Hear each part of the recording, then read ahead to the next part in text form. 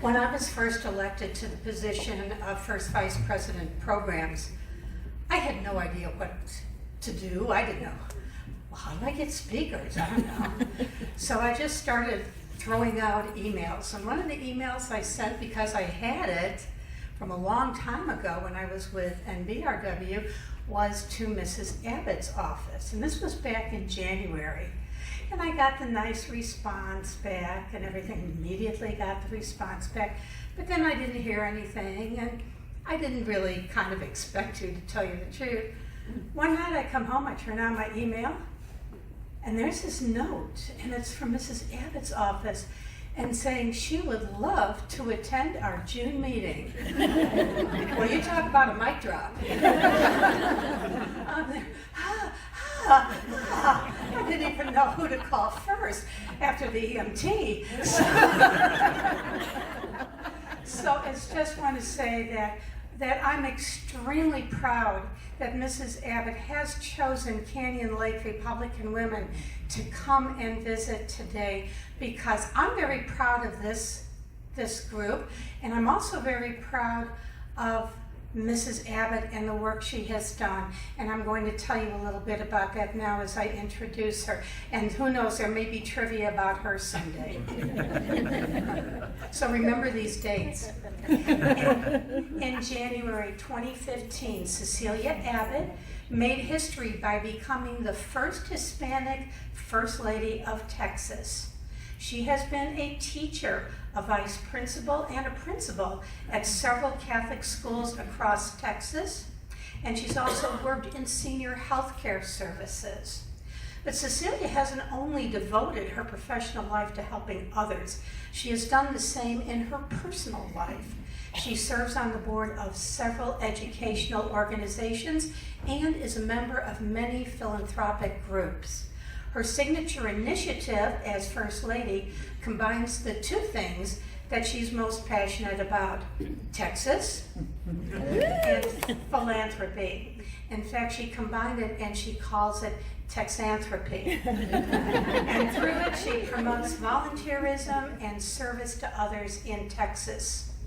Cecilia has partnered with the Texas Department of Family and Protective Services on a similar initiative, Network of Nurture, to raise awareness about the ways Texans can support children and families in the state's child welfare system. And if you don't need help there, where do you need it, right?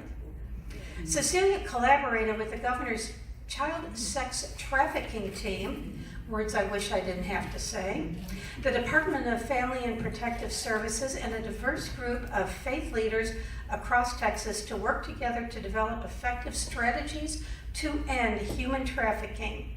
The GRACE, Governor's Response Against Child Exploitation Initiative. Cecilia is a devoted wife to her husband of 39 years, our wonderful Texas Governor Greg Abbott. She's a proud mother to her daughter Audrey, and dogs Pancake and Peaches. And that Peaches is her real character. Ladies and gentlemen, it is my pleasure and privilege to introduce the First Lady of Texas, Mrs. Cecilia Abbott.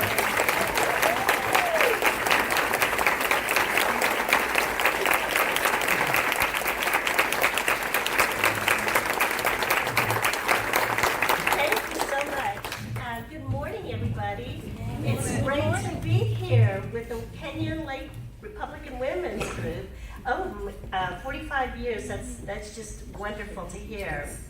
Well, Greg and I want to thank you for all the outstanding work that you do to keep Texas the greatest state in America by electing strong Republican leaders up and down the ballot. Texas would not be in the position that we are today without strong Republican women like you. Now, of course, we all know that this past year has been challenging as our world has responded to COVID-19.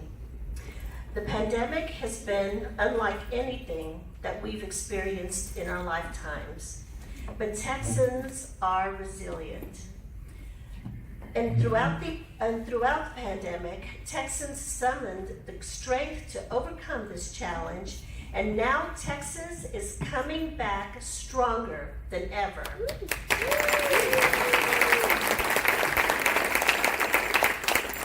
As you know, in March of this past year, Texas opened 100%, and we have surpassed 23 million vaccine doses administered. Texans are going back to work, more students are in schools, and families are reestablishing their routines. Together, we are putting this episode behind us and building an even stronger Texas. But even with the challenges of COVID, Texas has continued to shine as the nation's economic leader. In fact, Texas was just recently named the best state in America for business for the 17th year in a row.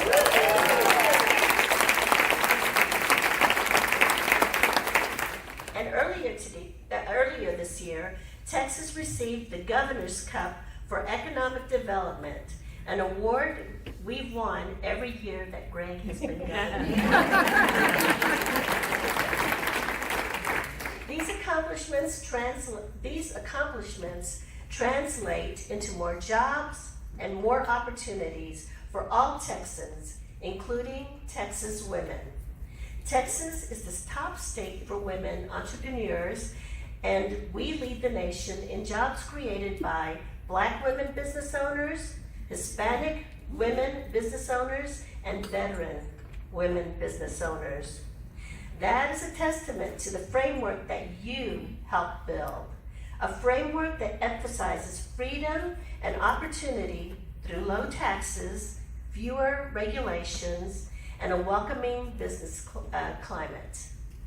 And while blue states like California, New York use heavy-handed government policies to diminish freedom and drive away opportunity, you are helping to perpetuate the Texas promise of freedom and opportunity. And with the leaders that you sent to the Texas Capitol this session, Greg and the legislature worked to make Texas even better, whether that's helping small businesses recover from the pandemic, keeping our communities safe, or preserving the culture of life here in Texas by signing the Heartbeat Bill.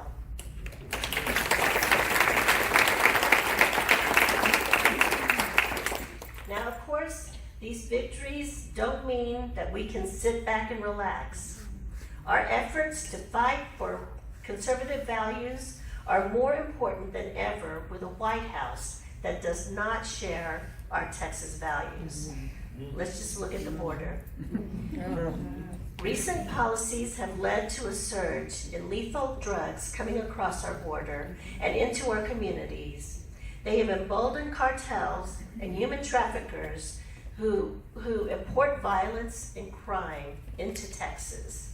In the absence of federal leadership, Texas is stepping up to fill the gaps by sending resources and law enforcement to secure the border, combat human trafficking, and apprehend the dangerous criminals.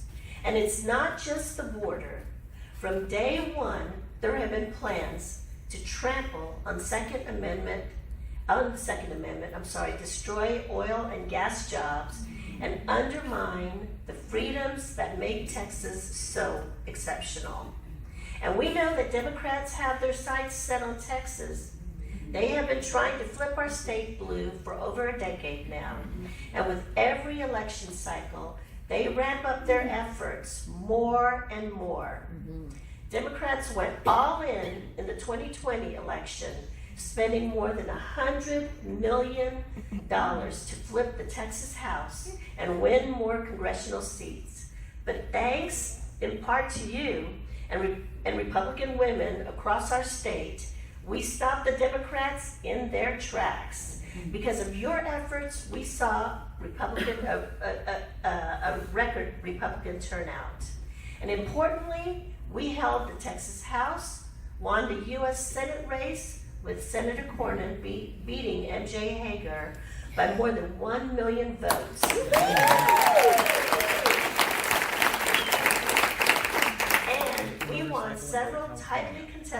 congressional races. But we know that the Democrats will be back in full force to turn Texas blue.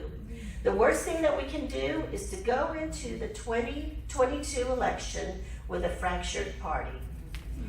That would create an opening for the Democrats to seize control of the Texas House and elect Democrats up and down that ballot. Instead, we must bring the party together and keep the momentum going from the last election. We must face Democrats as a party that is united around our shared values, values like faith, freedom, and family.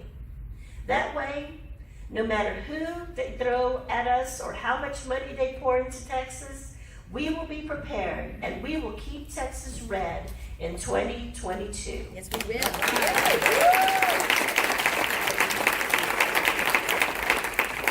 If we do this, we will not only win the election, but we will put Texas on a path toward a more prosperous future for everyone in our state. Working together, we can strengthen Texas today and build a better future for tomorrow. I want to thank you so much again for all that you do. God bless you all. God bless Texas.